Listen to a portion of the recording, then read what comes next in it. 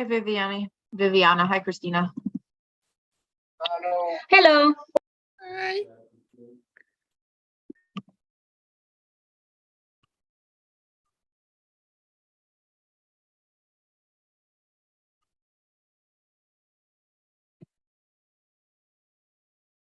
What is going on with my computer? Listen, same here. The workshop and this morning's readership. So hoping it doesn't happen again. I'm gonna stay off camera. No, part of me wants to keep the camera off just because of connection. I've been having connections issue. That's what I'm gonna have to do for now. Yeah, you sounded kind of choppy earlier. Yeah. And right now, do I or No, you sound a little bit better. okay? So hopefully it stays that way. You're working from home, right?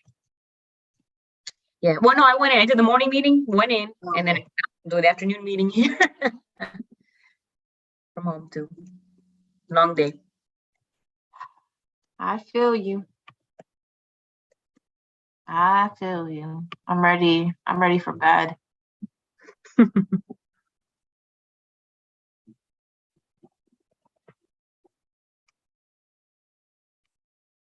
At least it was beautiful out today. I know. If you got to go around, yeah, it's great. Yes, we went for a walk, Christina, before we saw you earlier. Yeah, because I had to go to the print shop anyways. Yeah. So we just did the whole block. Nice. Yes, it was very, very nice. Now you know what to say if you get that question from Jahaira. Yes, I went for a walk with Alejandro. She's about to change the question though. Now I am.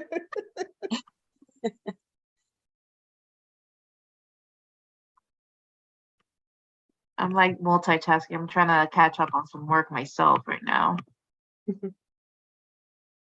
No worries. So you do that and then we'll check back at 4:30. Awesome. Thank you.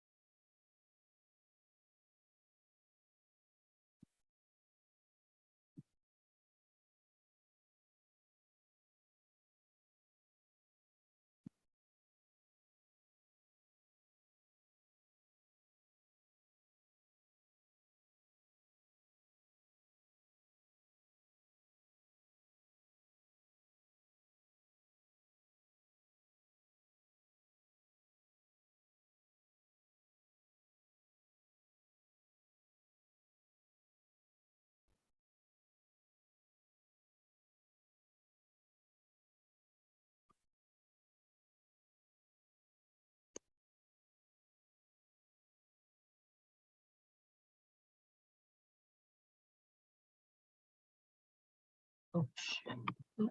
Sorry, I'm not on mute. I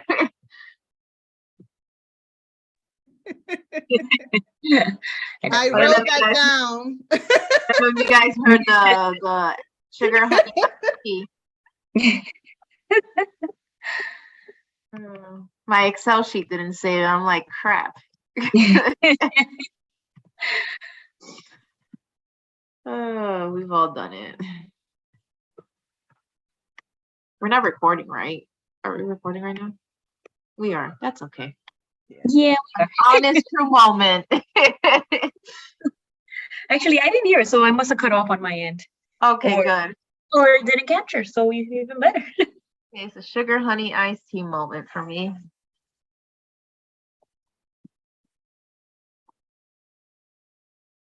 We're just waiting for Shantae, I'm assuming. I'm going to give it 2 more minutes and then we'll get started. I see Nishette's here, Sherry's here.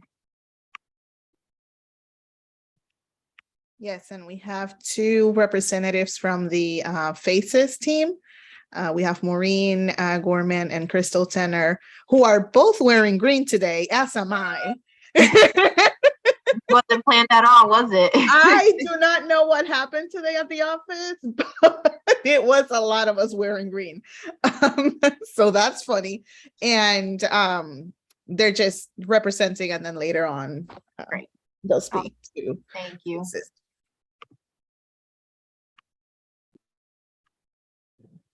We'll get started in a couple of minutes.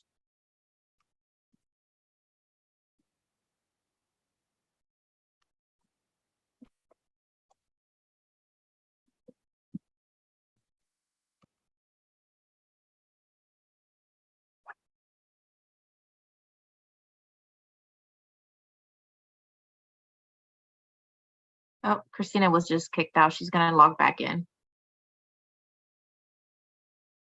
I assumed, because she made me the host and I got scared, but then I didn't see her. So I was like, okay. She just texted me. Yeah, I'm like, she was no. I'm back. funny.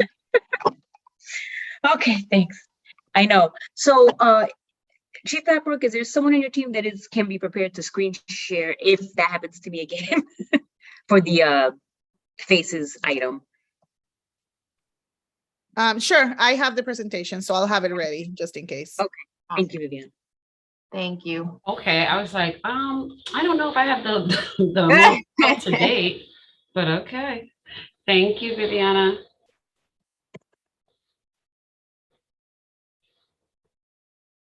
No problem. We're always ready.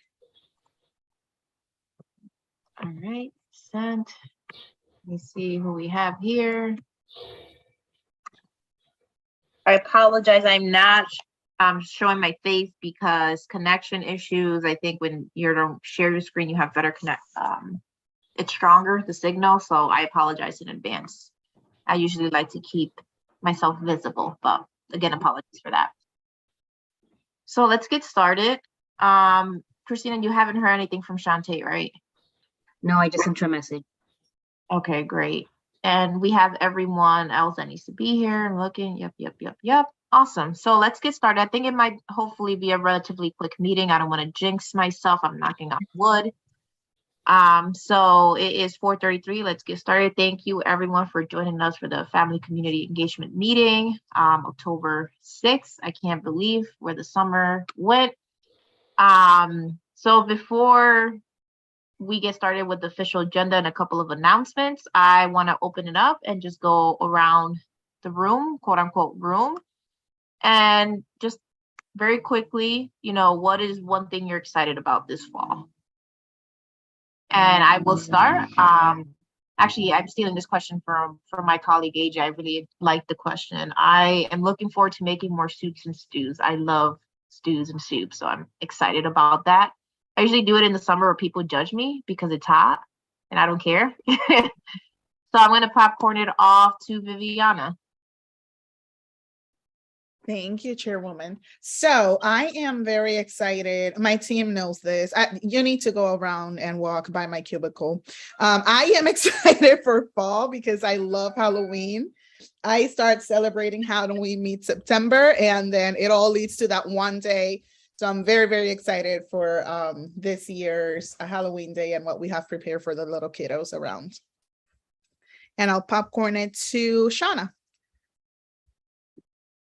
Thanks, Viviana. Hi, everyone. I'm Shauna. I'm looking forward to celebrating Thanksgiving with my family this year. Last year, I was 9 months pregnant. I had my daughter the day after Thanksgiving. And so my Thanksgiving was home with my husband, waiting for the baby to arrive. And I'm excited to be back with our full family up in Connecticut, actually, for Thanksgiving this year. And I will pop it over to Nushat.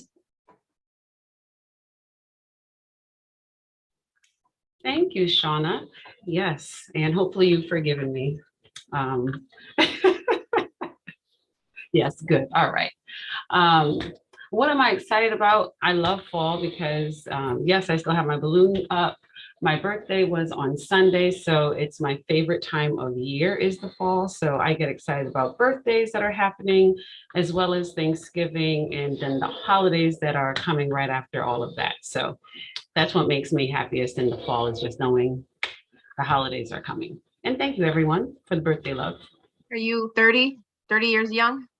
Absolutely. I am a tender 21. Absolutely. There Thank we go. Happy belated birthday, Nushat. Thank you. Do you want to hand it off to somebody else? Yes, I will tag Ms. Gorman. You're on mute, Maureen.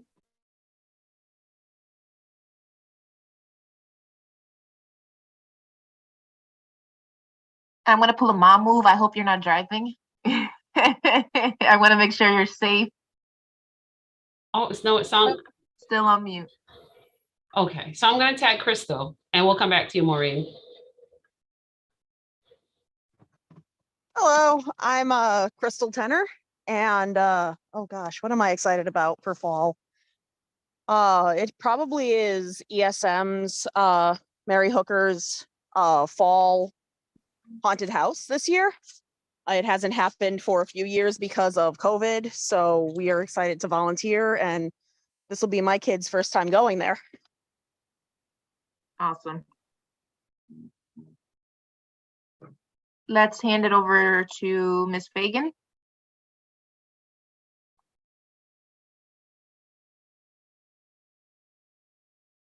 You're muted. So I was thinking about what I'm excited about. I'm usually not excited during the fall. I love the colors, but winter is coming and it's always sort of a depressing time for me. So, but I'm excited to be alive and breathing, and I'm hopeful. That's great. Yeah, winter can be brutal in New England. At least we're not in Alaska, right? Right. Let's see, Donna. Hi, everyone. I'm excited about baking season.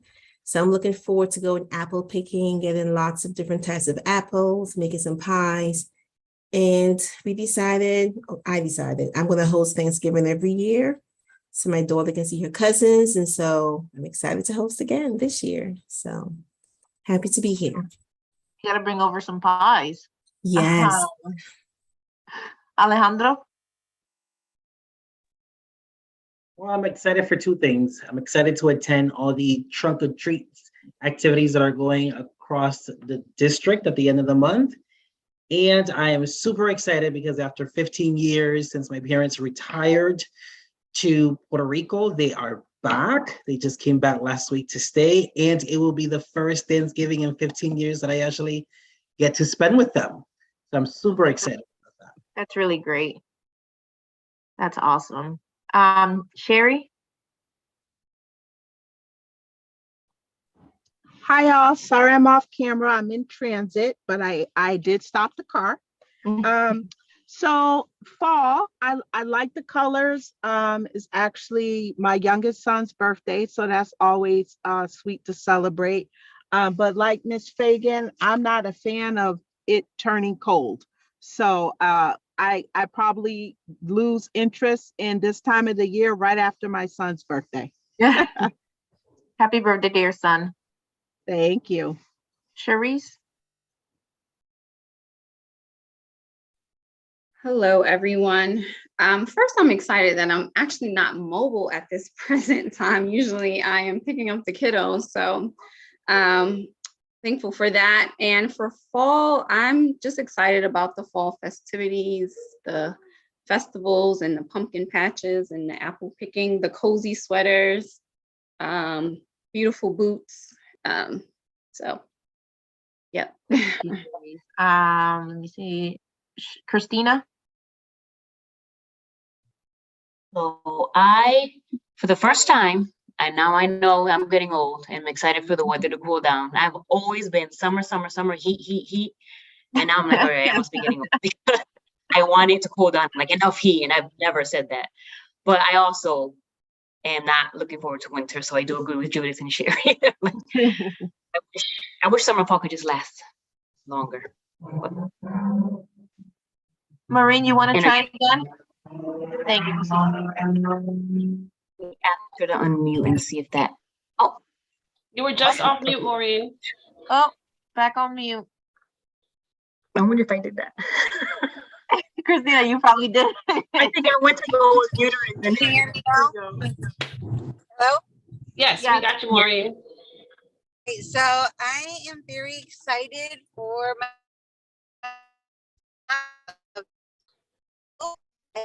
20 really good students, and I am really excited to see them grow with their reading and their writing and their math and social emotional.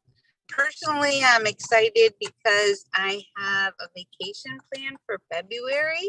So I just got to keep that in mind to get me through. Okay. Yeah. Thank you. Thank you, Maureen. And then last but not least, Shannon. Good afternoon, everyone. I'm Shannon from Ready CT. This doesn't sound like something to be excited about, but I'm scheduled for eye surgery in a week and a half, and I'm looking forward to being on the other side of it so that I can actually see clearly. I do not take my vision for granted, and I think it'll be good for everybody, including others on the road. I just want to make sure I can see as clearly as possible. So looking forward to having that done. Awesome. Thank you, everyone, and I hope that surgery procedure goes well, Shannon. So I'll check on you after. Thank you, everyone, for indulging me with these intro icebreakers, whatever you want to call them. So let's officially get started with the agenda. Before I hand it over to Shannon to do a presentation about the amazing work Ready CT is doing in partnership with HPS, I just want to lay down a couple of new ground rules.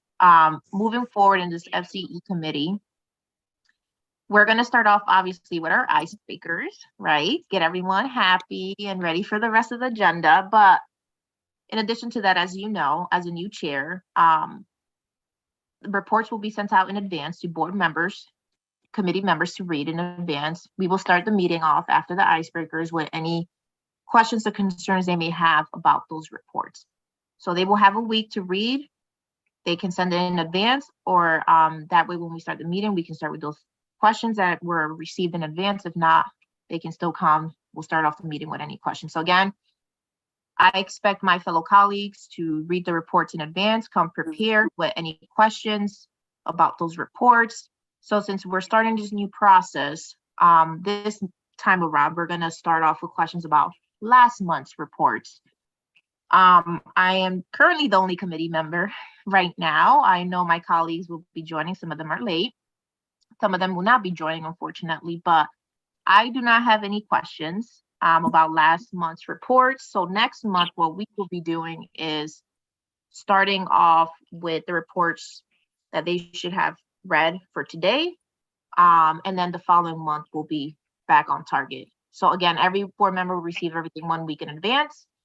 They come prepared to start. If they have any questions or concerns about anything in the reports, I will not be asking the FCE members here to reread those reports because they will be sent out a week in advance to committee members. There's no point in repeating any of that. We can read, right? I just want to be efficient and effective in our meetings moving forward. So that is my expectation with these meetings as it pertains to reports. In addition to that, I've met with the wonderful Chief Blackberg and Davis Googe, Chief Davis Googe, about making sure that our FCE committees are welcoming, but also making sure that everyone here and my other colleagues and board members get as much information about the amazing work our CBOs are doing. So every month, we're gonna bring on a CBO who's doing amazing work in the community and do a presentation about the work that they're doing, lessons learned, challenges, etc., all of that. So I'm excited to initiate that with Ready CT. Shannon is here representing Ready CT. They've done great work in HPS, and I'm excited to hear about more details about that. And so going forward, we will be doing that. So again, just quick overview, icebreaker, any questions about the reports that should have been read 1 week in advance. And then we'll have one of our amazing CBOs doing a presentation. I think that is another great way of us kind of bridging that gap in terms of my colleagues better understanding boots on the ground and all the great work that our CBOs are doing out in the community. Does that make sense to everyone? And obviously, as we continue making any other changes in collaboration with Chief Blackberg and Chief Davis Googe, we will keep you informed and updated. I'm hoping this will just make our meetings more effective, more efficient, and so we can get straight to the point in terms of what are the challenges, what's going on, what can we do, and let's figure it out. So with that being said, I'm gonna transfer it over to Shannon to start your presentation. Do you have a PowerPoint? Do we need to give you ability to share? Yeah, that would be great. Great. Christina, can you Oh, I have it. It looks like it. okay, great. Okay. All right. Well, I will share my screen. Can everybody see that? Yes. Okay, great. Well, first of all, just thank you, Jahira and everyone on this call for the opportunity. We were talking a while back, and I think just recognizing that sometimes we don't always get to have, at the bigger board meetings, it's a lot of the public comment time and a lot of formal presentations, but it's nice to sometimes just kind of talk in a more intimate setting about some of the anecdotes and real stories that are playing out in the work on the ground, and really some amazing exciting stories that are very inspiring about the students, and those that we're working with through Ready CT. So just thought this would be a forum in which we could spotlight some of that work and answer questions, and actually even kind of troubleshoot some of the things that we do see as emerging as potential roadblocks or obstacles to students being able to optimize the experiences that we're providing through Ready CT. So for today's meeting, I think it'd be great if this might be some sort of a recurring event where it could come back and give updates, because things are so dynamic and happening on an ongoing basis through our programming. But thought I'd start with this meeting laying a little bit more foundation on who Ready CT is, for those who don't know, and then give a little flavor of the programming we're doing directly in Hartford Public Schools, and then just open it up for questions, if that sounds like a plan. Perfect. Great. So for those who don't know, Ready CT, we're a statewide nonprofit that works at the intersection of K-12 education and workforce development. We have our roots actually in education policy advocacy and looking for opportunities at a systems level to close achievement and opportunity gaps. But because of a relationship we have with the Connecticut Business and Industry Association, we put a finer point on when we rebranded about 4 years ago. We became Ready CT. We actually merged with another nonprofit that was part of CBIA, the Connecticut Business and Industry Association, that was focused on workforce development. So we took an education policy nonprofit and a workforce development and education nonprofit and merged them together into Ready CT. And while we wanted to stay true to our roots relative to policy advocacy work, we went deeper on our programming specific to career readiness, and wanted to leverage the fact that we have access to the business community through CBIA in order to bring access and opportunity to students and prepare them for the world of work.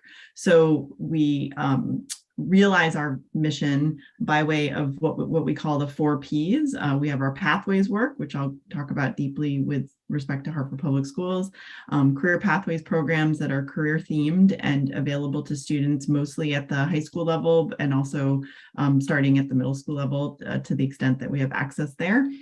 We talk about promising practices, best practices that we want to promote at a statewide level. We actually had a big conference this morning around workforce development and shared learnings across the state. Policy work, which is still part of what we do, is when we see issues arise that prevent access and opportunity for students, we want to address that at a policy level to the extent that it's timely and appropriate for us to do so. So for instance, we worked on legislation a couple of years ago specific to reading early literacy. It was called the Right to Read bill, and it passed in order to provide more resources at the state level for early literacy programs. So we still do some policy work. And then last but not least, public awareness around issues specific to public education, making sure that we keep that front and center up on people's radar. This partnership with CBIA I mentioned, we are co-located with CBIA. They are the biggest business membership organization in the state of Connecticut. Essentially, they're our state chamber of commerce with approximately 6,000 business members. So we tap into their business community, again, to service students and educators that we work with to break down the silos that might exist between the education space and the workforce space. So when we think about the programming that we offer through ReadyCT, we kind of frame it in this idea of what is the challenge we're trying to solve for. And really, we're seeing a disconnect right now between the preparation of students from K-12 as well as from higher ed and the expectations of employers in terms of what they're looking for readiness, both in terms of technical skills as well as professionalism, employability skills. Some people call them soft skills. We try to steer away from that term. And so there's this challenge of trying to better align our educational system with our workforce needs. And so the solution in our mind is just to create an ecosystem of partnership that is between the school system and the business community, and we serve somewhat as a connector or a glue that goes between those two spaces and makes those connections possible. And so we're looking to constantly bring awareness to both sides of that partnership so that businesses can better understand the changing nature of the young people in our world, the new generation, and things that they prioritize and emphasize in what they look for in a workplace.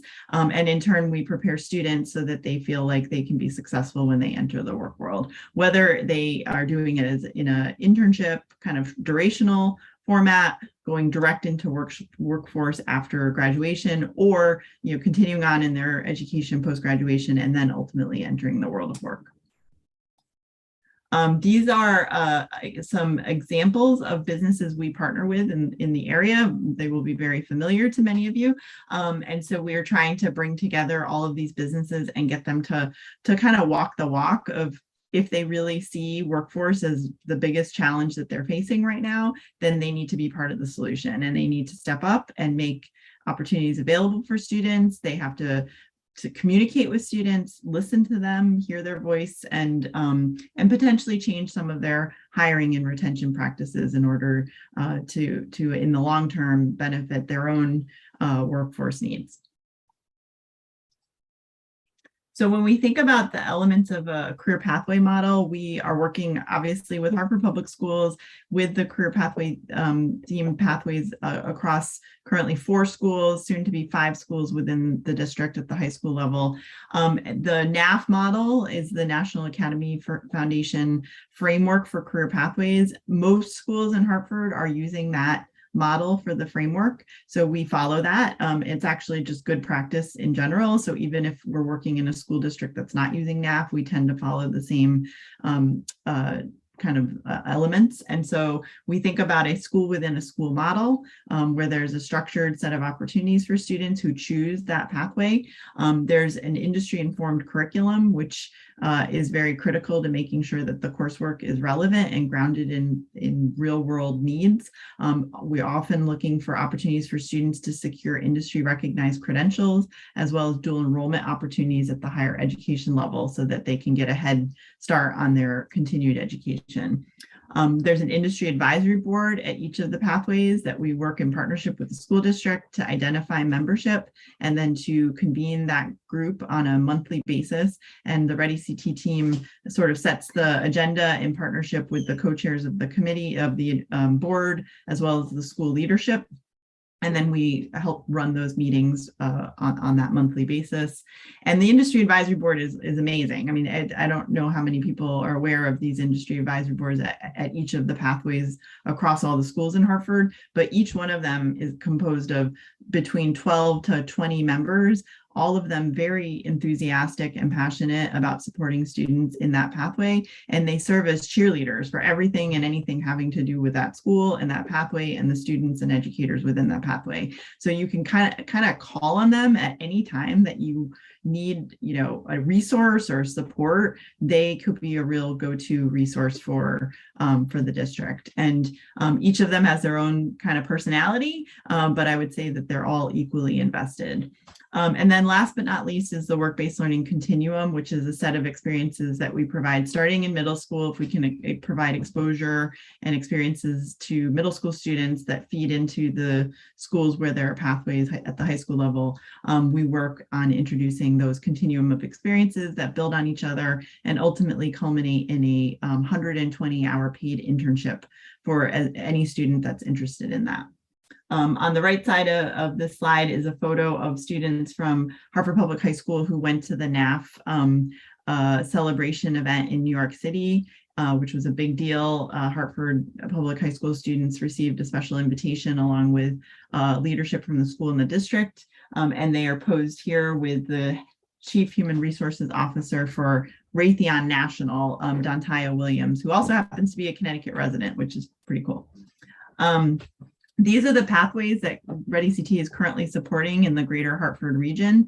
We are a statewide organization, but we have a strong focus on the Hartford area because that's where we're physically based, but we're slowly expanding to other parts of the state. But we started, with one pathway in Hartford Public Schools in 2008, the engineering and green technology pathway at Hartford Public High, and we've expanded to now support all 7 of the career theme pathways across the district. And we are currently in conversation with Great Path Academy to support some work-based learning initiatives there as well. So in the Hartford Public Schools, you see the list of themes that we support, from allied health through IT, technology, and design. So all kinds of high demand, high growth industry areas that are really exciting and inspiring for students. And then we have experience working in other districts, so it's helpful to bring those experiences into our work in Hartford so that we can keep learning and applying the best resources and new ideas that we get from other places. This is just an overview of the continuum of work-based learning experiences that we provide for students. If folks were interested, I could show you at a future meeting kind of an actual example of what this looks like for a school, but it's a full suite of experiences that build on each other, starting with that awareness and exposure piece, building into exploration, and then ultimately direct application of learning, ideally in that internship setting. And then the last thing I'm going to mention is a specific example of work-based learning that Ready CT provides specifically within Hartford Public Schools. This is a program called GRIT. It was formerly known as Pell Labs. It was started at Pathways Academy for Information Technology and Design.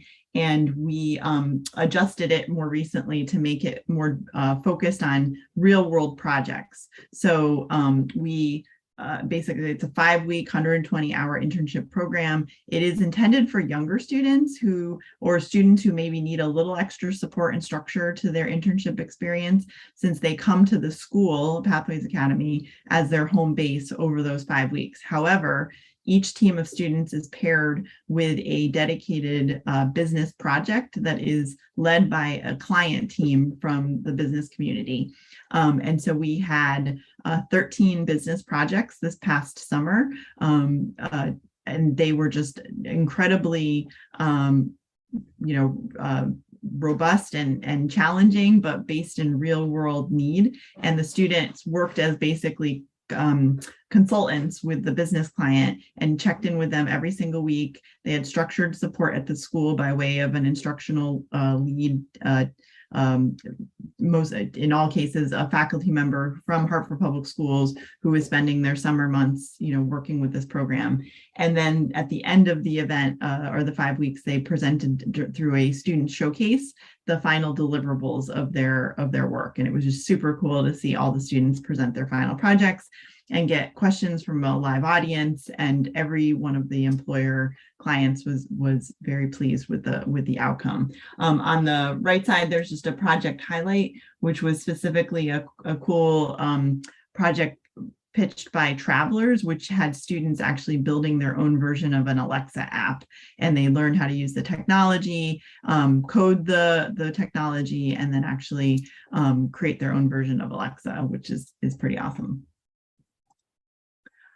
This slide summarizes the number of students approximately. This is always a little bit dynamic and in flux, but what we are trying to do is get a best sense of enrollment for each pathway by, or for each school by pathway.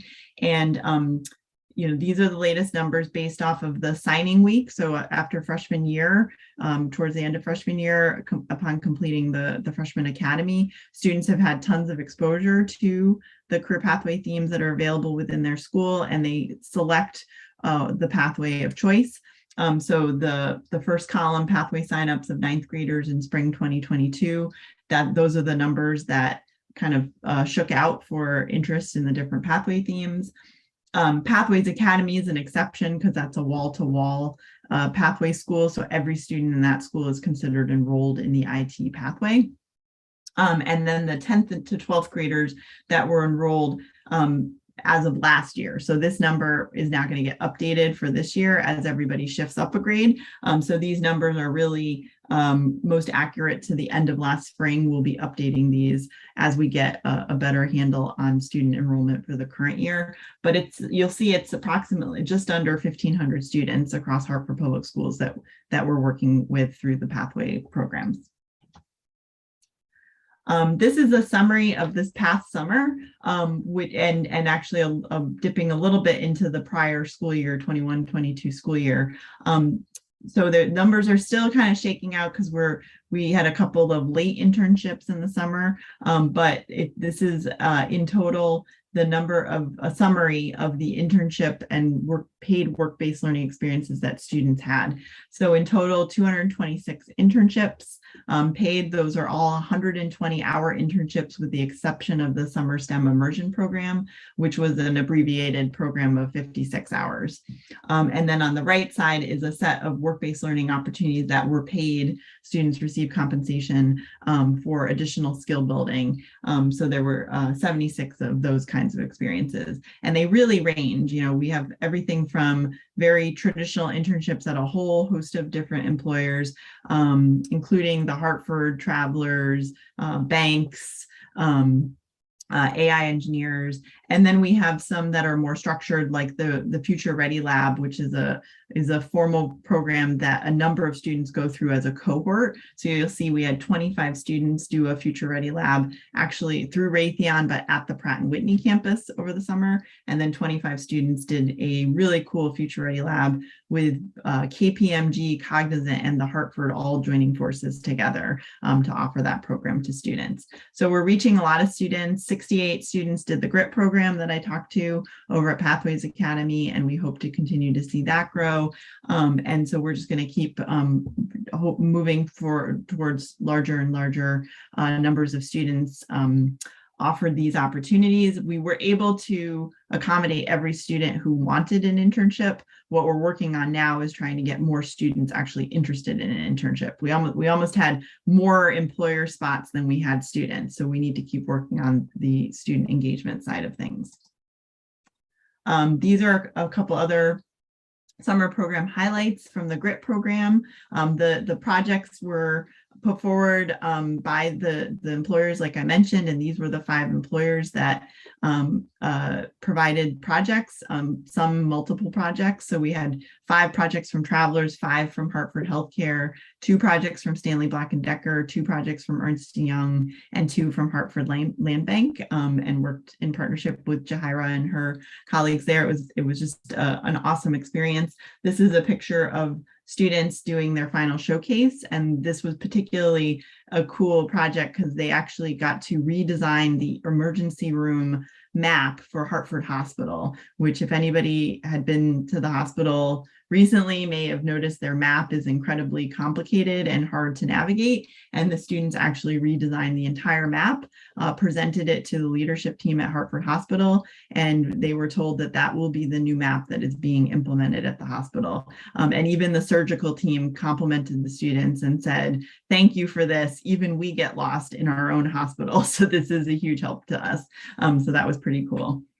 And then this photo is of students who worked on a talent analysis project where they were looking at issues around workforce development for the healthcare system and helping Hartford Healthcare think about strategies to improve recruitment and retention for their own employees. So these students are all posed with members of the Hartford Healthcare team, including Melanie Tucker in the pink, who is actually chair of the Allied Health Industry Advisory Board at Hartford Public High School. And these are just a couple of students who we captured. We're trying to get more and more testimonial from students, more videos, so that we can really tell the story of the work. Malik has been a very engaged student. He's done both the Pell Labs program, the new GRIT program, as well as an internship with American Eagle Financial Credit Union. And his quote, "I think the pathway definitely gave me the skill of committing to something, which a lot of kids my age have a hard time doing, like committing to going somewhere, even when it is a lot of time on Saturdays." So just learning about what it's like to have a schedule, work schedule, and be reliable and be on time, and communicate with your supervisor if you're going to be running late, and all those sorts of things. Halela Sheckman is only a 10th grader, or was a 10th grader, rising into 11th grade, who did this past summer the Future Ready Lab at Pratt & Whitney. And her quote, "I know more about what I want to do as a career and what I want to go to college for, and more valuable knowledge for a professional setting and environment." And she is very talented. She was in AP statistics as a 10th grader. And she is looking for kind of more challenge to think about how to build on her academic learning into more workplace experiences. And we have hundreds more of these kinds of stories, but I just wanted to give you a taste of what's been going on. And like I said, this morning, we had a large statewide workforce development conference in partnership with CBIA, and 4 students from Hartford Public Schools were able to attend, even though it was down in Southington. We figured out the field trip forms and we arranged for transportation, and the students all attended and had a fantastic time. And a couple of them even made internship arrangements with an employer while they were there this morning. So it's very dynamic. Things are happening constantly, and we're just trying to stay on top of things to make sure that we're, again, giving students as many opportunities as we possibly can. So happy to answer any questions or go deeper on any aspect of the presentation. Shannon, thank you so much for that robust presentation. I want to remind everyone that moving forward, I've initiated this FCE committee will be having every month a CBO come and do exactly what Shannon just did: create a presentation, give board members an overview of the work that they're doing in the community and in conjunction with HPS, and better understand not only the amazing things you're doing, but some of the challenges and what we can do from our end to help support that. For me personally, it's like there's resources out there, right? How can we get our kids taking advantage of this? And how do we bring that to that next level? And I do have a couple of questions, but before I ask questions, I want to see if Phil has any questions before I ask mine. Phil, do you have any question? Yeah, thank you, Chairwoman. And thank you for that presentation. I guess at a high level, you mentioned, right, kind of the problem that, at least one of the problems I think that you're solving is just this disconnect between the job market, the current job market, and right, the current skill sets that students are coming out with. I guess I'm trying to understand how big is that gap? And then within that gap, which population or which cohort of workers are like filling those needs, if any? And are they like, basically I'm trying to figure out, is the competition in the US, right? When we think about curriculum, or should we be thinking more broadly, right? Is it coming from India? Is it coming from China? Is it coming from Colombia? Is it coming from Croatia? I'm just trying to figure out like what are we up against when we say like there's a gap? That's a big question. I mean, I don't know that you could measure it precisely. The statistic we typically share is that I think 96% of higher education educators believe that they have adequately prepared students for career, and only 11% of employers agree with that statement. And so there's this mismatch of, there being a feeling of like, we did our job, we prepared students, they're ready to go. And then the employers are on the receiving end saying, this is not this, there's a lot of work to do relative. And this morning, even there was a lot of conversation about if an employer had to choose between closing the gap on the skills and the technical ability versus the employability, professionalism,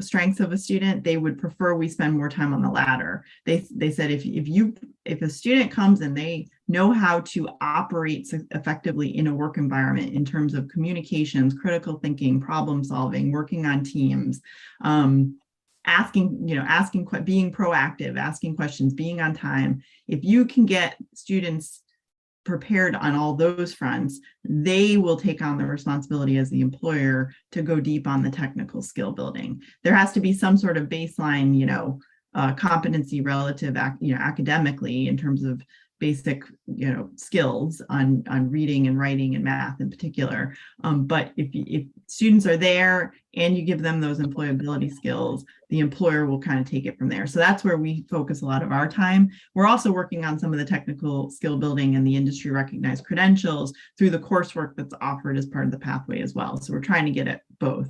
But I would say that the competition's coming from everywhere. Like people can work in so many different environments now, especially with the move towards more hybrid and remote learning experiences. You can be competing with candidates. While it may be a local job, there is a chance that someone from outside of state or even internationally could also be applying for that same job. And maybe that employer would be willing to accommodate a remote work arrangement. So I think we have to think about it at a national and international level. But I also think we just have a lot of work to do within our own state to ensure that we're leveling the playing field academically and in terms of experiences and resources we give to students. And we know that Connecticut does not have equity when it comes to our public school systems. And so we're trying to our focus at Ready CT, we work with the Alliance districts, which are the 36 highest need school systems in the state of Connecticut, which have the greatest disparity in terms of outcomes. And we're trying to make sure that we're bringing those students to the same level of access to opportunity and social capital and networks that their peers have in any other district. So it's multifaceted, Phil. I mean, it's an excellent question. And we'll try to get more precise on measuring, and it varies by industry too. I mean, I think there's industries that can flex a little more and be more innovative than like healthcare is more rigid in terms of the things that are non-negotiable. Like you just have to have certain capabilities and competencies to be able to succeed in healthcare, because it's truly in many roles a matter of life and death. And so you have to make sure students and then ultimately employees can succeed in those positions. But in the IT sector, they're actually being really creative with the way they think about letting people start really early and build stackable credentials, and it doesn't require a degree anymore. You can kind of build your degree over time. So different industries are approaching it in different ways as well. Thank you, Shannon. Thank Phil, you. do you have any additional questions? Not at the moment, no. Great, thank you. I do have two. And one, Shannon, when you have a chance, can you send over the PowerPoint to myself and Christina so that way I can share that with the other board members who missed this presentation? We will be sending the YouTube link as well, because I think this is really important. My first question is, right, you talked about the fact that you had more employers than you had students, right, who were interested in these internships. So my question to you is it because, and I'm not talking about the state, just specifically HPS, right? Is it because they're interested in other pathways that you have yet to develop? For example, I saw that East Hartford has trades in manufacturing. In Hartford, I know I've had conversations about kind of creating that, and how does that look like? Have you gotten feedback from those students who are not interested in the internship? Like, why? It's because I'm not interested in science, I'm not interested in X, Y, and Z, or is it like, I don't have time because I work? Have you guys been able to kind of gather that feedback? I apologize, my dog just made a weird noise. So that's my first question. Yeah, no, we're gathering that feedback. In particular, our work-based learning coordinator, Brittany Wilborn, did a survey of students who were originally engaged and signed up to do an internship at Hartford Public High School, but then ultimately changed their minds. And she surveyed all those students to find out what it was that caused that change, and it ranged. The number one issue was around transportation for those who were already committed to doing this particular internship program. It wasn't a huge number. I think it was 5 in total, but enough that it was concerning, and we want to keep thinking about solutions for transportation. She's actually going to have a new kind of focus on learning how to ride the bus system and make use of, I think what we're discovering is, coming out of the pandemic, students are just sort of a little more tentative and kind of getting back on their feet in terms of navigating, like I think we all are probably, quite frankly, like the world again, and getting onto public transportation could be a new learning experience, especially if a student was, in middle school or early high school when the pandemic hit, and they haven't had that experience until now. And so she's going to have a program where she helps students learn how to navigate the bus system, and test that out. We also are looking at being able to support driver's license, both training and payment for the driver's license. We have a grant that we think might be able to be used towards that purpose. So just trying to think about, transportation as a whole. On the other side, there were individuals who just had, for a variety of reasons, either had to take care of a younger sibling. There were a lot of mental health issues, some we knew about, some we probably will never know, but you could tell that students were just struggling to make a commitment and feeling like they weren't ready for that right now. Others just had to make a choice between an internship opportunity that's aligned with their career path and a job that they already have in hand. And if you have a job in retail or at a grocery store that's paying well, and they're all paying more now because they're able to, like, they're upping the ante, it's hard to walk away from that job you have in hand to take a 120-hour paid internship that's going to end, and then is that job in retail or the grocery store still going to be waiting for you? So we've had that conversation with a lot of students, more and more than ever, actually, coming out of COVID. So yeah, a whole host of things, Jahira. No, I appreciate that, and that kind of segues perfectly to my next question, in terms of as we continue being innovative as a school system, right, and trying to not only provide equity, right, to your point, across the board, regardless of where you go to in school. How do we take how do we become a district that's like one of the best, right? For me, it's like, how do we go up there and become the best district in the state, right? So as you're talking about all these challenges, and actually, I'm not shocked to hear that most of them have jobs. I think COVID has made that easier, especially Amazon. No shade to Amazon, but a lot of them work a lot. I've heard a lot of students have been working at Amazon. But anyway, point is, what can we do? Like, what are the board, right? When we think about policy and governance, when we think about the partnership with HPS, and I don't need an answer now, but what can we do to help elevate the work that Ready CT is doing for our students and preparing them and getting them prepared for their career and their future? Again, we don't need an answer now, but it would be great for you and your team to get together and kind of digest that question and then come back to us in future meetings and figure out what can we do more. Yeah, no, I love that question, and I'd like to take some time to think about it a little bit more. But I mean, I will say, like, working with Hartford Public Schools has been delightful. I mean, you know, we work with Nushette. I mean, she and her team are fantastic. We work, you know, when you know we've had, you know, some transitions, and we kind of have to learn working with new individuals, but there's never been a barrier to us being able to advance the work. In fact, compared to other districts, we feel like we just have this very dynamic, you know, two-way relationship with Hartford Public Schools. And I will say, you guys are, you know, this is a place where I think Hartford shines with career pathways. There's not a district in the state that's doing it in as comprehensive a way as Hartford is. And I mentioned that to Superintendent Torres Rodriguez recently. Like, I think she could be really spotlighting this as a best practice for the state. There's another large district in our state, I won't name, but their percentage of students doing work-based learning is 1%. Wow. And in Hartford, I mean, I'm still trying to calculate it officially, but you're on the order of 30% students doing work-based learning experiences. So just night and day, I think, with the program and the structure that's been provided. It's just, we just kind of can keep building on that and can just keep going up from here. And I'll think about your question about what else the board might be able to do. But anytime you want to, I mean, we could be a more, I guess, proactive about also inviting you to events and activities so that you can see all of this in firsthand. And now we're coming back out in more in-person settings. Would love to see more board members at those events. Yes. That's great. And I'm going to hand it over to Phil, but I really do like your point. Like, we should be highlighting this, like the fact that we're the highest in state, the most innovative when it comes to work-based learning, like that should be out there.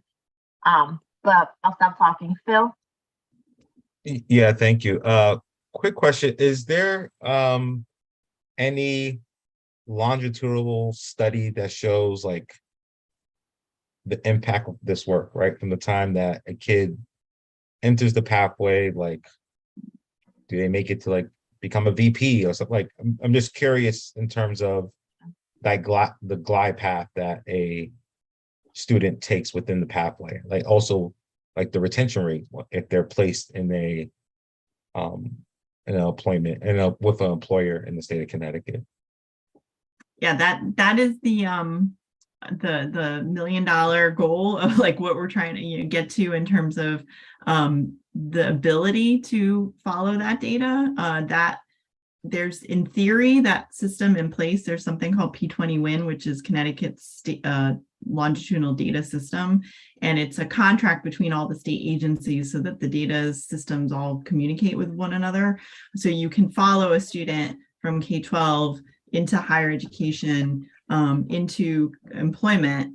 There are some pitfalls in that, in the sense that it's connected through, the student ID number, then to a social security number, and the translation between those two numbers is by way of their driver's license. So if they don't get a driver's license, then you lose track of that individual. So it's messy, I guess, is the short way to answer that. There is an investment effort happening right now in building that system up so that it is more robust and we could actually follow through data the outcomes of students. I will tell you, we've done in-school studies to look at students who are part of the pathways relative to their peers in the same school, and the outcomes are significant. You know, the improvement in term attendance, grades, graduation rates, all are improved for students who are part of the pathways.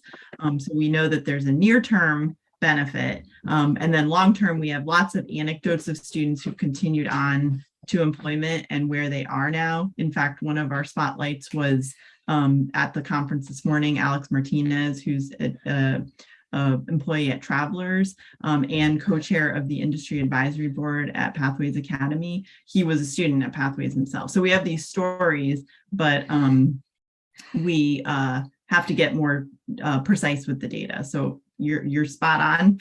And I can't wait to come back in a year and tell you that we have that figured out more. Thank you, Shannon.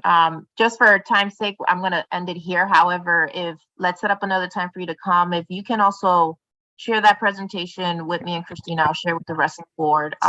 Also, any of that data that you have in terms of our HPS students who are in the career pathways compared to those who are not, any data you have around that, if you can send that over, that would be great. And we'll connect offline after this to continue finding ways of being great partners. So with that being said, I'm gonna send it. Where is she? I can't. Oh, there it is. Chief Davis Googe. You have your report that you want to give out, and then after that, we will have the FACES presentation. I know it's 5:24, so promise I'll get you guys out by 6.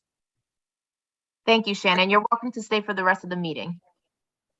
Yeah, thank you all for the opportunity. I'm actually going to hop off, but I will get you all of those documents you requested. Thank you. Have a great night. You too. Good evening, everyone. Again, I'm sorry I'm off camera. I will be quick.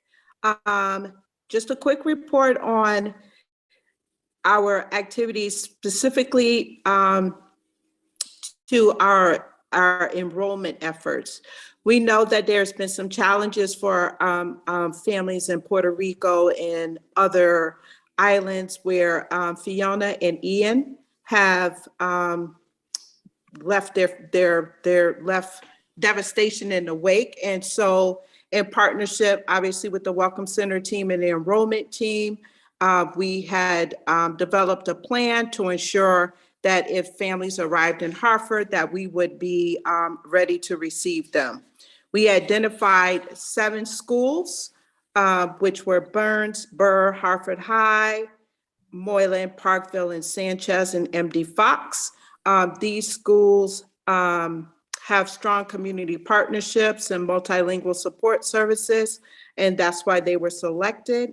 But to date, and Chief Blackbird, please correct me if I'm wrong, I think at most we received 3 students. That is correct, Chief Davis Gooch. 3 families. Thank you. However, we still stand ready to serve our families should they arrive. Any questions on that piece? Not on my end. So do you have any questions? Yeah, I do. So so understand that there's only 3. What is our capacity if, like, what's the max we could accept, I guess? So yes, Chairman Rigger, the max, I don't think we can just share that number because we wouldn't know which grades and what the needs would be. But in those schools identified, we know that there were seats available for, especially in our bilingual programs. But what I can do is give you the capacity of available seats at those schools as of this week, if that's helpful. That would be. Thank you. Okay.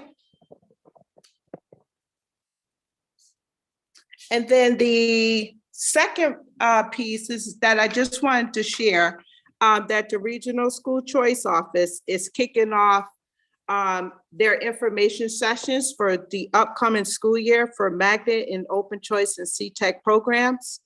The fall fair is this Saturday, and I'm sorry, that is my pet. 1 second. The fall fair is Saturday, October 22nd, it's going to be at the Yargo State Stadium from 9:30 to 1:30. There will be food, fun, and opportunity for families to connect with our schools, our magnet schools and open choice schools, and also the other schools in the RESCO portfolio. We know it's a little early, but our goal and the RESCO's goal is to start getting families to thinking about our programming. I shared in the last meeting that we would continue to talk about the impact of Chef on our enrollment.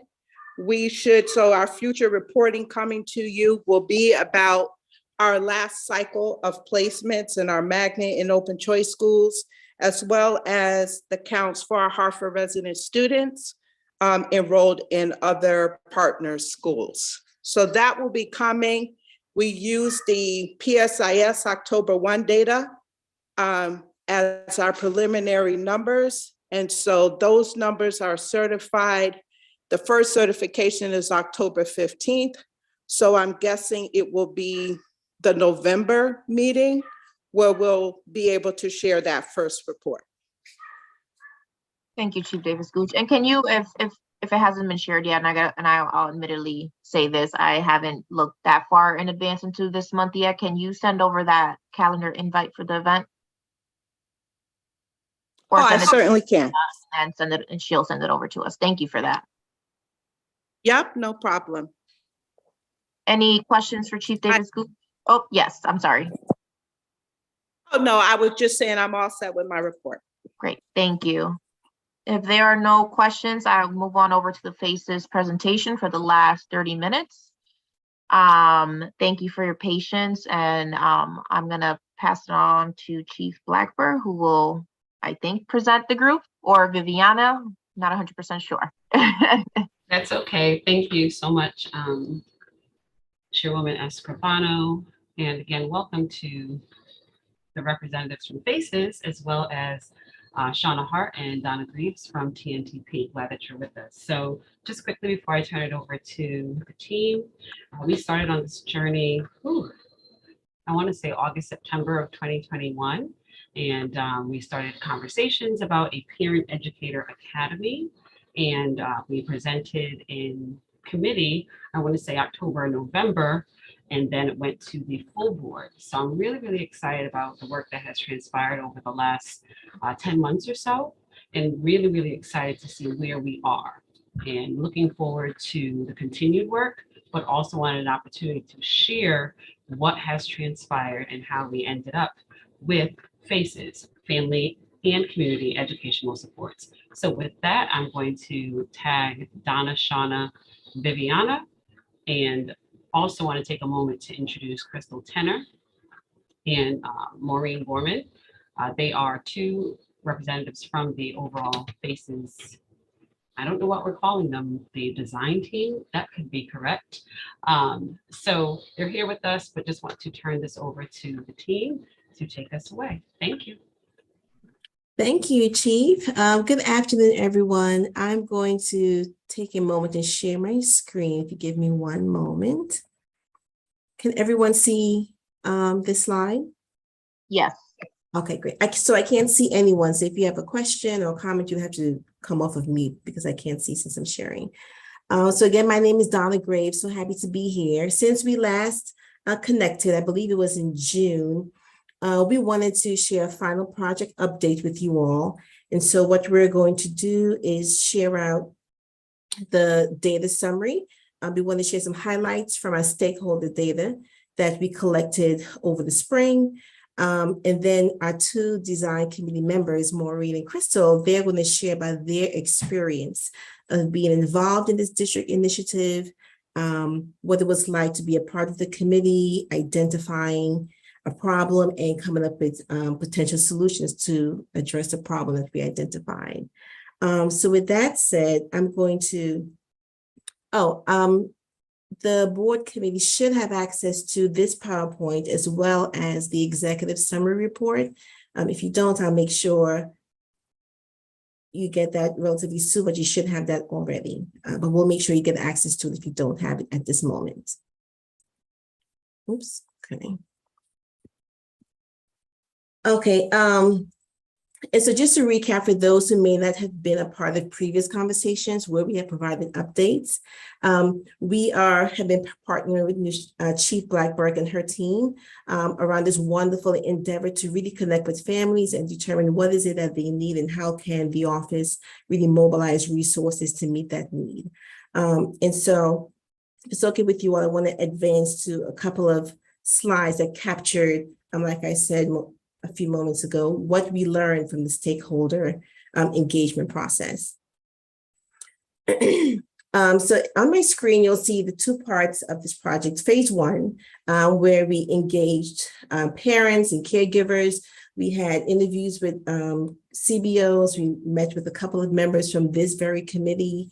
We also administered a survey. We conducted listening sessions. There were a few school-based events where Viviana and Michelle and the rest of the team, they went out into local schools and they had conversations with community members as well. So this effort was a protracted effort over a period of a few months. And we took all that information together, and then the design team used that information to come up with what is now known as FACES. So I'm now going to share with you some of the highlights from the data we gathered. What we learned is that parents and caregivers, they want to connect with and collaborate with other parents in Hartford Public School community.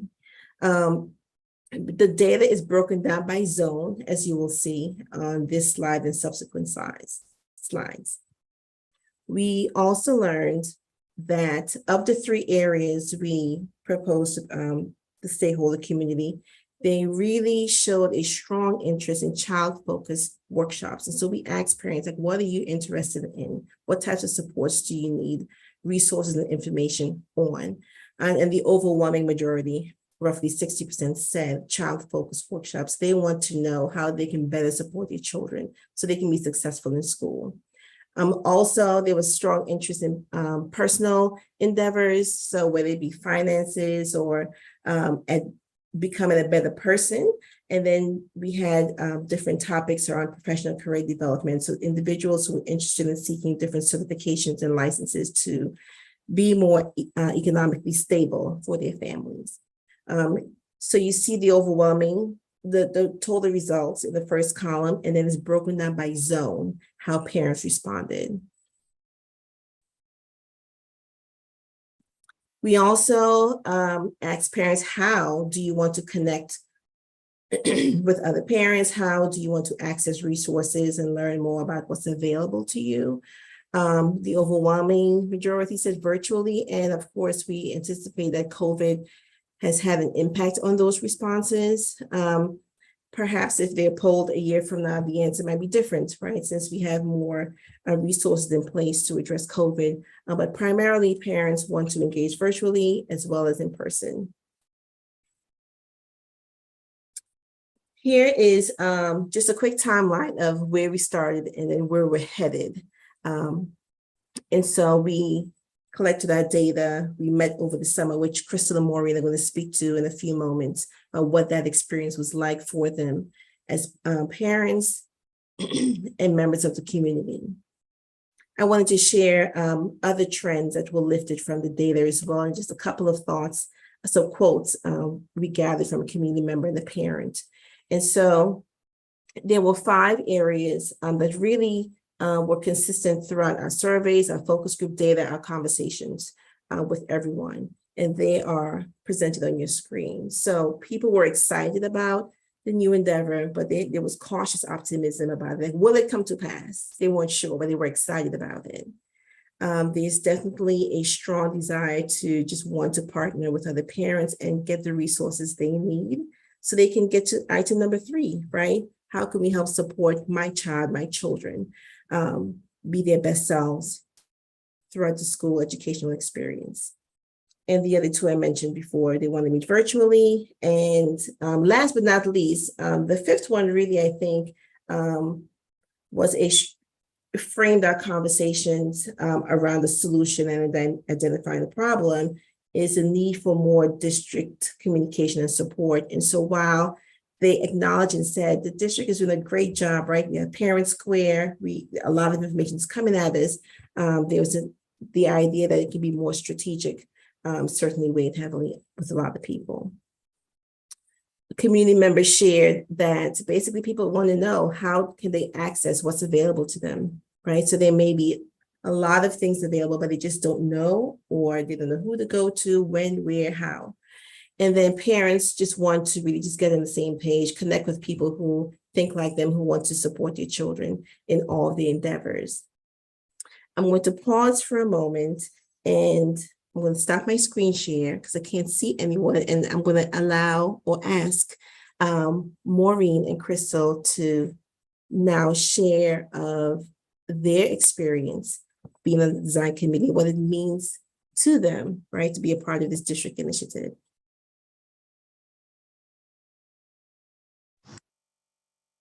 Well, you want me to start?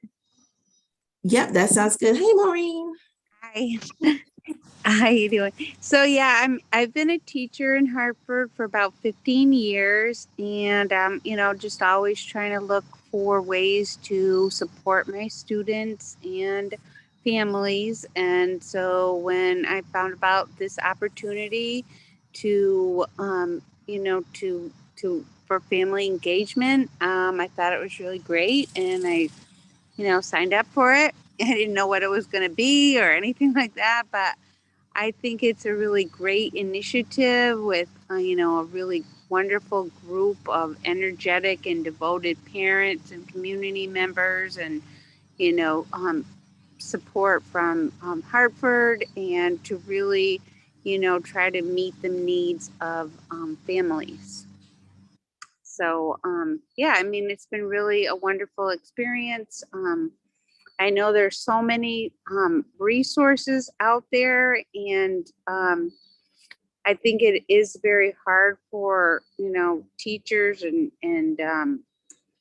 families and students to navigate all the resources and to really take advantage of them for to have support their children.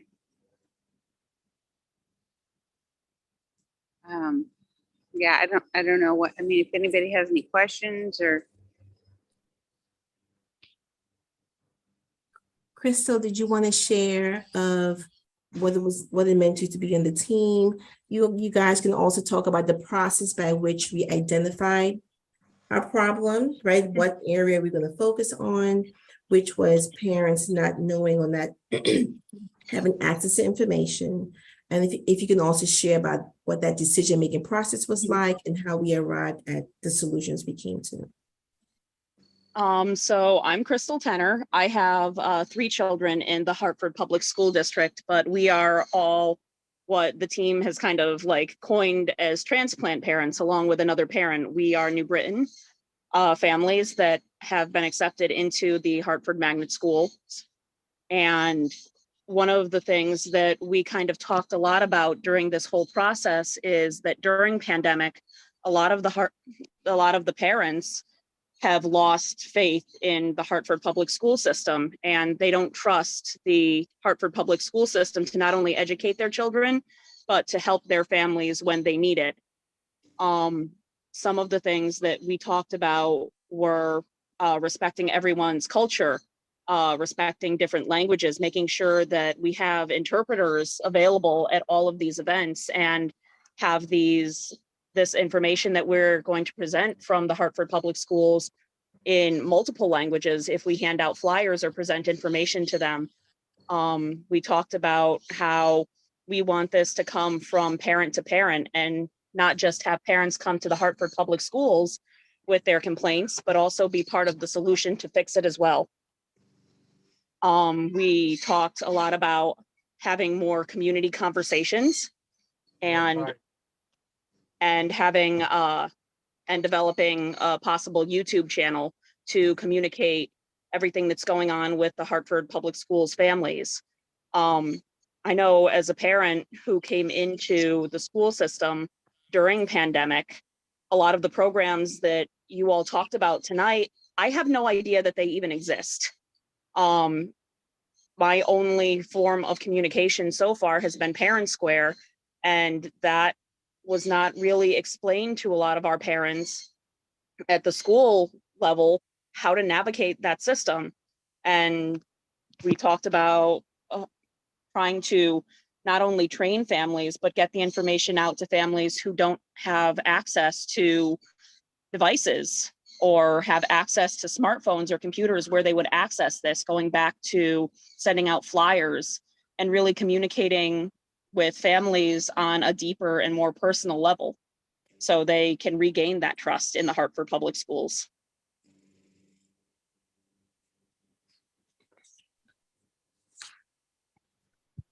Thank you, Crystal. Maureen, you came off of mute. Is there something you wanted to add? Well, I just wanted to, you know, say that we looked at all the data from the survey, and that's how we really, you know, developed and decided upon those 3 areas that we were focusing on. And, you know, so we figured out which was, using the data, which was the highest areas of need and what was the most important, we thought, for, you know, what we could do to help and focus on. Thank you. I have a couple of more slides to share. Then if you all have any questions, we'll be happy to answer any questions. Let me share my screen one more time. Okay. Can everyone see my screen? Oops, sorry, I did not mean to go over to the beginning. Okay. So on your screen, you'll see the other members of our design committee who were unable to attend tonight, but really awesome group who brought everything to the table. And there was certainly expertise in the room that helped us create an action statement, brainstorm ideas, and hone in on how to move forward. So as our parents shared, here are the solutions that we came up with on the right that were developed during prototype stage. But I did want to point you to what we crafted as our actionable problem statement. And so this is the statement we're going to act on that's really fueling how this work is going to move forward for FACES. And so can I have someone come off of mute and read our problem statement? Any volunteers for us? I can read it. Okay. FACES will be the leading resource of tools to bridge the gap between the caretakers and legal guardians and Hartford Public Schools to create a more fluid of information with empathy and trust so that families may easily engage and contribute to the Hartford Public Schools community. Oops, thank you. And so we took a lot of wordsmithing, but we were able to put that sentence together to help guide the work moving forward. You might be wondering, well, what's going to happen next? And so right now, the team is still recruiting members for an advisory committee. And so what we're hoping the advisory committee will be able to do is provide guidance and feedback on really the implementation of this work moving forward. We have a couple of members so far, but they're still actively recruiting for this committee. The 3 ideas you saw on the screen previously are going to be tested this fall. And once we test, get the feedback, make adjustments, there should be an official pilot of all these ideas in the spring. And so this is the timeline that we are anticipating of how things will roll out moving forward for FACES with an official relaunch for the 23-24 school year. And I'm going to stop right there to see if anyone has any questions for what we shared so far. Thank you, Donna. I'm going to open it up to I think I'm the only person here. Look at that. All right, so I won't open it up to my colleagues. I just generally, my biggest question, I guess, well, thank you, Crystal and Maureen, for being here. I greatly appreciate your time and this is great. I know Chief Blackburg and I have had several conversations on how to continue engaging our parents in the community and making it more accessible for you guys to not only see the work that we're doing in this committee, but across all other committees, and all the work the CBOs are doing, such as Ready CT. I guess my question, right, is what can we do on our end as board members to continue making sure that you guys stay updated and build that trust with you guys, with the parents? I know that's kind of a loaded question, but there's always way of improving, right? Not only the board, but admins, to everyone. So I want to put that out there that we want to continue expanding and our work and our partnership with you guys. So I'm open to hearing what you guys have to say in terms of immediate things that we can do as a board to continue strengthening that relationship with you guys, maybe coming to see you guys during your meetings potentially, just putting that out there. We would love to have you guys come and join us during our meetings. That would be great. Some of the How often things do you that- guys meet? Right now, I think that we met last night. Viviana would probably have a better idea of when our scheduled meetings are. Okay, great. So Viviana, I'm gonna give you a homework assignment to share that with us. And I will disseminate to my fellow board members. And I promise you, as the chair of the FCE committee, that I will make sure that I attend most meetings. I can't promise all of them, but most I will try. Chief Blackburg. Thank you, Chairwoman Escribano. Also in the full presentation that you all received, just for our folks who are watching, want to just call attention to the numbers of stakeholders that participated in the engagement. So we had overall for the parent and caregiver survey, our goal was about 3,000 and we had over 3,661 responses. And my purpose for sharing that is I just really want to let people know that it was a great sample size. Donna, if I said that wrong, correct me. You're But right. it was a really great sample size of stakeholders, families that took the survey. And so really wanting to share that with that deep engagement, we are hearing from families.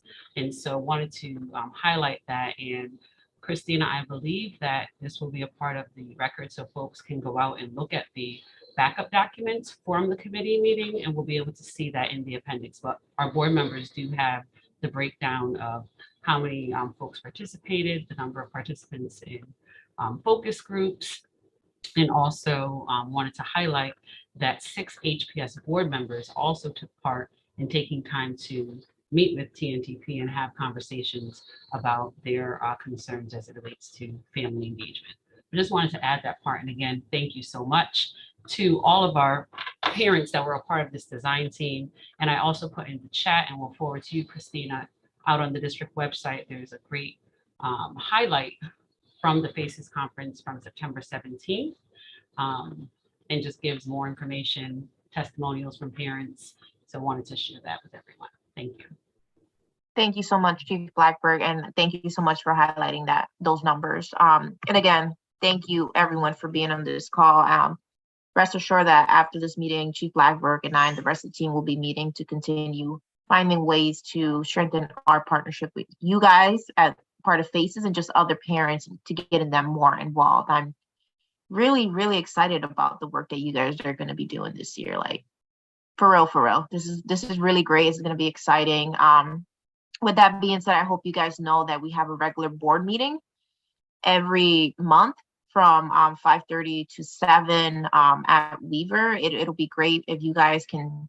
I know it's late in the evenings, you have kids, I know there's a lot going on, but I encourage you guys to please come out to that and come out to all the committees and see what's being discussed and heard, because your voice matters and it's important.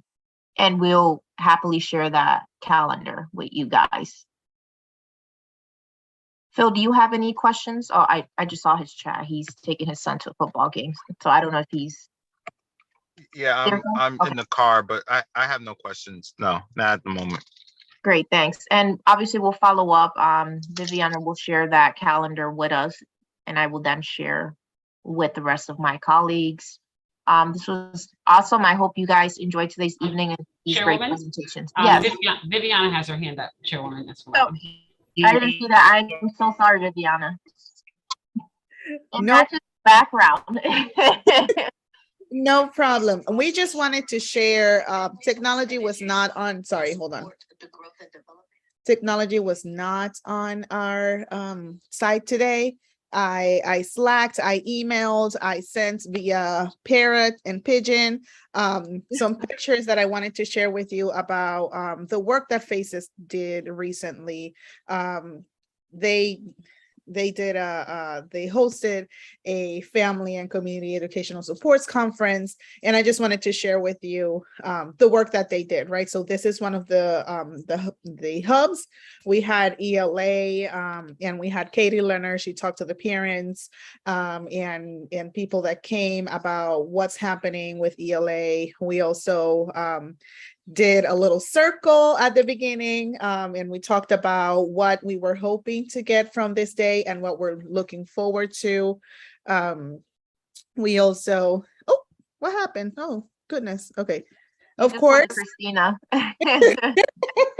of course, our parents get their hands up and they're like, yeah, here's your food. I'm gonna get, so this, I just want to highlight that this is a group that will be at the stage speaking, but at the same time, they'll get off the stage and they'll go and serve our people and talk to our people and do what needs to be done. So I really want to highlight them, their work, everything that they've done the past few months, you know.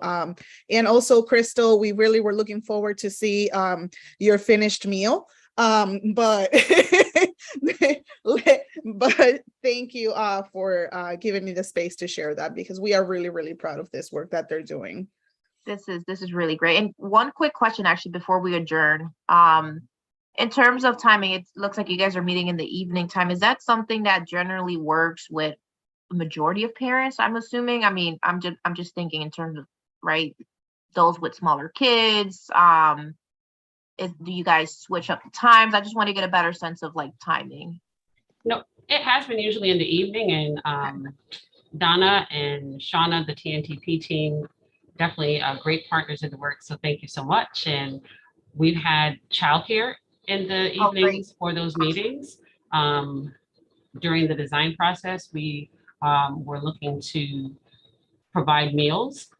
So we aren't able to like provide dinner at every meeting, which, you know, I'm sure you understand fiscally, but we do, you know, try to ensure that at least the kiddos that are in childcare, they'll have a snack or something like that.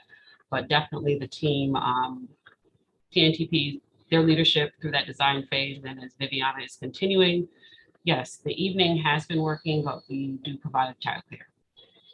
Awesome, great. That was I just was concerned about that. So I'm happy to hear that that's being offered. That's really great. Any last minute questions, comments that anybody wants to make? Again, I want to thank Shauna, Donna, Crystal, Maureen for you guys being here in the chat, Viviana, your entire team. Like, this is really exciting work that's happening here. And I'm really looking forward to seeing the labors of the fruit of the labor, whatever the hell that saying is. No, thank you, Chairwoman. I do encourage the FCE committee to take time to look through the pictures from September 17th. Of course, there were learnings. So last night when the team met, they did their own step back of things that could be done differently for future Faces convenings. But one thing I would love for the committee and just the entire Board of Education, one of our parents, Mr. Chala Williams, she wrote a piece specifically for the Faces convening that is super powerful. I think even me just thinking about it that day just bring me back to that moment. It was emotional, right? Because it really did encapsulate what the district as well as the families in the district are trying to do. So please take a moment to listen to that. And Christina, I will ask Deb also just to send that piece so the rest of the board can hear it, but it was definitely moving. Thank you, Chief Blackburn, for highlighting that. And I will be sure after tomorrow morning, once I send a summary to my committees and the board, I will make sure to include that. Oh, that's a good point. Can it be presented at the board meeting? Yes, Chairman Rozier, yes, definitely. So I will connect with you, Yahira, on that and another piece that you're considering to see if that can happen for the next board Right. meeting. And I do hope to see the other, some of the faces parents out at the board meeting, and we have public speaking. It'll be great to have you guys share your experience to the rest of the audience. So maybe that will be another way of encouraging more parents to step in and do this work too. It's open to everyone. So I'm looking forward to seeing you guys in person. All right, thank you guys so much. 5:58. I got you out pretty on time this time around. So it's a pleasure. We'll be talking soon. Enjoy the rest of your evening. Thank Bye, you. everyone. Bye. Have a great one.